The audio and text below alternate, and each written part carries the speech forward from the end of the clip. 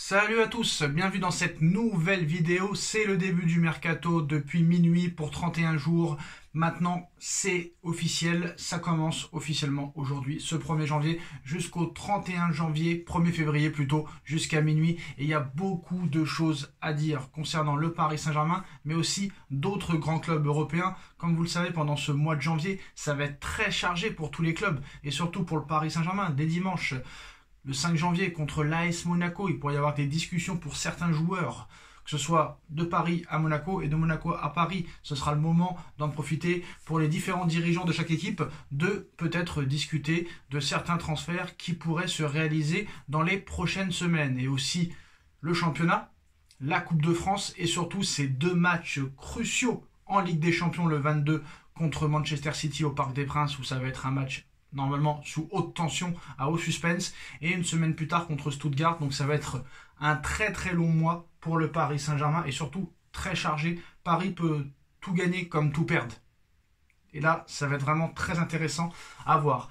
Mais surtout, avant de parler de ce mercato, parce qu'il y a énormément de choses à dire, on va commencer avec le Paris Saint-Germain et Samir Nasri, qui climatise déjà le Paris Saint-Germain en cette nouvelle année. Le PSG vit un début de saison très compliqué, on va pas se mentir, en Ligue des Champions, surtout avec une place pour les barrages qui n'est même pas assurée à l'heure actuelle. Interrogé par le média La Zone, Samir Nasri a livré son analyse sur l'équipe parisienne et ses chances en Ligue des Champions d'aller au bout ou pas dans cette prestigieuse compétition. Je ne les vois pas aller au bout. Il y a trop de manque dans cet effectif encore, mais le Paris Saint-Germain à une moindre échelle. C'est comme le Real Madrid, tu ne les attends pas maintenant. Tu les attends à partir du mois de février, du mois de mars. C'est là que tout se joue et c'est là que les grands joueurs se réveillent.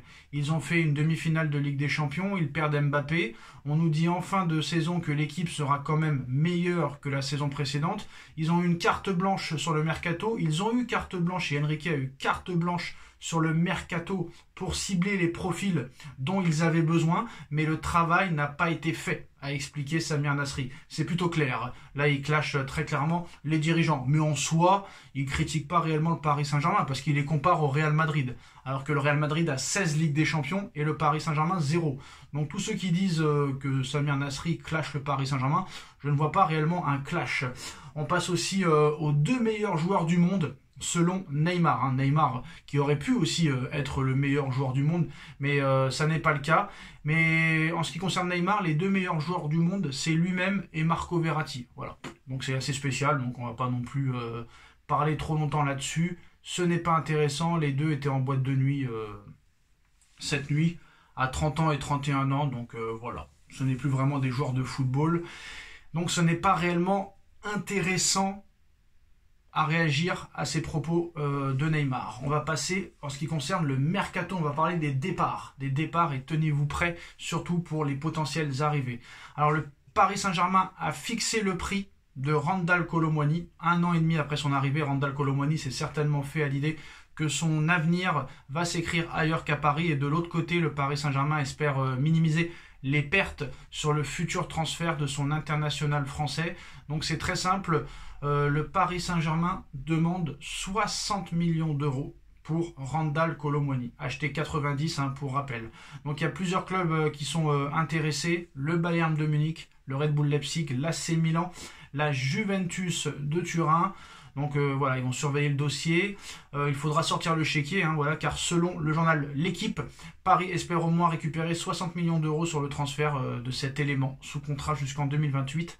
Un transfert sec sera privilégié par les Parisiens, même si un prêt avec option d'achat obligatoire pourrait aussi répondre aux attentes du Paris Saint-Germain à certaines conditions. En ce qui concerne les autres départs, Marco Asensio, on n'en a pas beaucoup parlé. Marco Asensio pourrait aussi quitter le Paris Saint-Germain dans les prochaines semaines. Marco Asensio qui ne fait plus réellement partie des cibles réellement dans l'équipe de Luis Enrique. Voilà, il ne compte pas sur lui. Il a compté sur lui. Malheureusement, Asensio n'a pas répondu aux attentes qu'attendait Luis Enrique. Et malheureusement pour lui, c'est terminé, il n'a pas eu de chance, donc voilà. Maintenant c'est un remplaçant qui ne rentre des fois même pas en jeu. Donc maintenant, qui pourrait s'intéresser à Asensio, qui pourrait s'intéresser à Milan Skriniar, qui pourrait s'intéresser à Presnel Kimpembe? Là, ce qui est bien pour le Paris Saint-Germain, c'est que c'est des joueurs qui ont été gratuits, qui sont arrivés libres ou qui sont formés au Paris Saint-Germain. Donc tu peux faire des grosses plus-values. Alors apparemment, Paris demanderait 30 millions pour Milan Skriniar. Faut pas rêver. Peut-être qu'ils en demandent 30 pour en avoir 15. Pareil pour Kolo Muani, ça va être très compliqué, 60, mais peut-être qu'ils en attendent 40. C'est comme ça, hein, c'est le jeu des transferts. Maintenant, en ce qui concerne les arrivées, alors là, il y a beaucoup de choses à dire.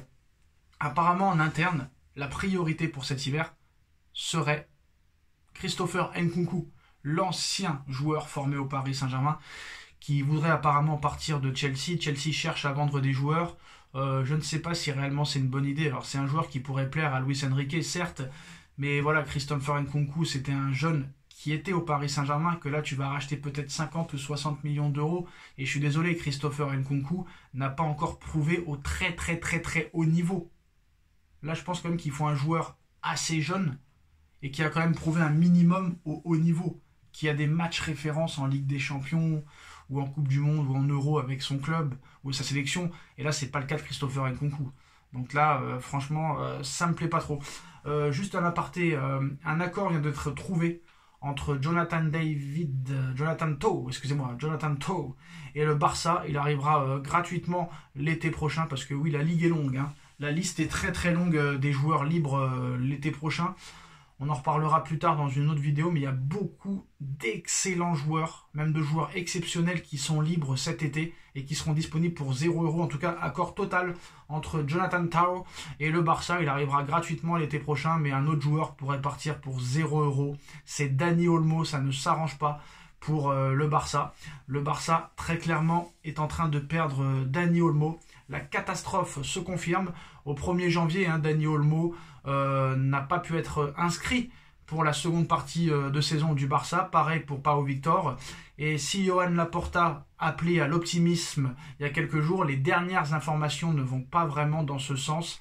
Et Dani Olmo pourrait quitter le FC Barcelone gratuitement. Alors, on a vu un petit peu l'agent de Dani Olmo, qui a fait une grosse annonce il y a quelques jours, parce que l'inscription de Dani Olmo reste en suspens. Avant la date limite, ce soir, c'était hier soir à minuit, l'agent du joueur a fait une énorme annonce. Donc maintenant, qu'est-ce qui va se passer réellement? Son agent Andy Barra a fait une énorme annonce sur les intentions de l'Espagnol. Il a expliqué très clairement que Dani Olmo veut rester au FC Barcelone, mais que s'il n'y a pas d'accord trouvé dans les prochaines semaines, il sera dans l'obligation de quitter le FC Barcelone. Et n'oublions pas qu'il a été acheté 57 millions d'euros et il pourrait partir libre. Et en plus de ça, si personne ne le prend et que Dani Olmo reste quand même au Barça, ils vont devoir lui payer son salaire tous les mois alors qu'il ne jouera pas. Et ça, c'est irresponsable et ce n'est pas possible. Pour les finances du FC Barcelone, ils ont déjà vendu leur âme au diable. Ils ont tout fait pour récupérer de l'argent, mais Bartomeu a tellement laissé ce club dans la panade et dans la crise financière qu'il y a toujours près d'1 milliard à combler. Et voilà, Johan Laporta n'est pas un génie non plus. Il fait ce qu'il peut. Il fait ce qu'il a récupéré. Son conseil d'administration, son directeur sportif Deco essaye de trouver des joueurs, mais c'est pas toujours facile sans argent. Johan Laporta fait ce qu'il peut depuis qu'il est revenu en 2021. T'as aussi Rafael Justevic qui fait aussi son possible. T'as Johan Soler qui fait aussi le maximum, le membre du conseil. D'ailleurs, ils se sont réunis hier soir autour d'un dîner lors du réveillon pour savoir qu'est-ce qu'ils allaient faire pour Dani Olmo, parce que Javier Tebas, voilà, même si c'est pas dans son intérêt, Javier Tebas, que Dani Olmo quitte le championnat espagnol, mais lui il rigole pas, Javier Tebas. Fair play financier en Espagne, c'est très chaud. Quand même, il faut savoir que si le Barça ou l'Atlético Madrid ou le Real Madrid joueraient en Ligue 1, ces clubs-là seraient en 3e ou 4e division à l'heure où on parle. Donc le Paris Saint-Germain va tenter sa chance pour Dani Olmo, ça c'est sûr et certain. Ce serait irresponsable de ne pas le faire. Une proposition en salaire pourrait être proposée dans les prochaines semaines, dans les prochains jours. Mais voilà, en plus de ça, Dani Olmo connaît par cœur Luis Enrique. Et là, ce serait vraiment la recrue idéale, Dani Olmo. Donc on verra ce qui se passera. En ce qui concerne Ben Seguir, Luis Enrique fait le forcing en interne auprès de Nasser Al-Khelaifi et de Luis Campos pour attirer Ben Seguir dès cet hiver. Luis Enrique aimerait beaucoup convaincre les dirigeants du Paris Saint-Germain de miser sur Eliane Besseguir, AS Monaco, 19 ans, dès ce mercato hivernal. Voilà, le PSG devrait encore frapper peut-être encore fort pour ce mercato. Donc le PSG ne lâche pas Ben Seguir, il est sous contrat jusqu'en 2027 et il est estimé seulement à 30 millions d'euros. Ben Seguir, 30 millions d'euros, franchement ce serait vraiment pas mal. Moi je préfère ça que avoir Ryan Cherki. Pour moi Ben Seguir, sur ce que j'ai vu, est meilleur que Monsieur Cherki. Et on sait très bien que Cherki, ça va être compliqué parce que Cherki est représenté par la mère à Mbappé et le Paris Saint-Germain ne veut plus du tout avoir affaire à cette énergumène. Donc voilà, ce n'est pas pour eux. Maintenant, bah moi Ben Seguir, 30 millions, ce serait vraiment bien. Hein. Si tu arrives à avoir Dani Olmo gratuit, Ben Seguir, 30 millions, c'est chocolat. C'est chocolat liégeois. On va parler aussi de l'information principale de la soirée. Apparemment, accord entre Mohamed Salah et Nasser Al-Khelaifi pour une arrivée de Mo Salah au Paris Saint-Germain cet été. Le Paris Saint-Germain offre un salaire exceptionnel à Mo Salah de 500 000 euros par semaine. Oui, vous avez bien entendu, 5 000 euros par semaine. C'est ce qui a été proposé par le Paris Saint-Germain à Mohamed Salah. Alors que Liverpool n'en propose que 400 000. Maintenant, c'est aux joueurs de décider. Mais apparemment, voilà, entre lui et Nasser Al-Khelaifi, il y a une très très bonne entente. Et il est possible que dans les prochains mois, Salah signe au Paris Saint-Germain à 33 ans. Il est à l'apogée de sa carrière. Il n'a jamais été aussi bon qu'à l'heure où on parle. Si le Ballon d'Or aurait lieu demain, ce serait lui, très clairement, le favori pour le Ballon d'Or. Et voilà, Salah, c'est un joueur sur qui tu peux compter. Même à 33 ans, je peux vous dire que voilà, il mouillera le maillot. Et en plus de ça, il ne peut pas aller en Arabie Saoudite, alors qu'il aura sûrement le Ballon d'Or, vu que Liverpool va gagner la Première Ligue. Ça, c'est sûr et certain. Donc voilà, en tout cas, Mohamed Salah et le PSG, c'est très très chaud. Le PSG propose 500 000 euros par semaine sur 3 saisons. Sur 3 saisons. Alors que Liverpool lui propose une prolongation un peu plus à la baisse sur 2 saisons et 400 000 euros par semaine. Est-ce que Paris a tort de proposer autant d'argent? Alors moi, 3 ans, je trouve que c'est un peu trop. Voilà, moi j'aurais fait 2 ans, comme Liverpool. Je pense que 3 ans, c'est beaucoup trop. Voilà, il va quand même sur ses 33 ans. Donc je pense que 2 ans, ça aurait été bien. 2 ans avec une année en option, ça aurait été bien. Voilà, je sais qu'on avait dit qu'il ne faudrait plus faire de stars, arrêter de prendre des joueurs de 33 ans et tout ça. Mais là, Salah, vu le niveau qu'il a, tu ne peux pas ne pas tenter. Et malheureusement, pour tenter ce genre de joueur, qui sera sûrement futur Ballon d'Or, tu n'as pas le choix que de sortir le chéquier. C'est simple, c'est clair, c'est net et c'est précis. Voilà les gars, c'est la fin de cette vidéo. Dites-nous en commentaire ce que vous en pensez. On like, on partage, on commente, on s'abonne. Et on se retrouve très vite pour une nouvelle vidéo. Tchuss.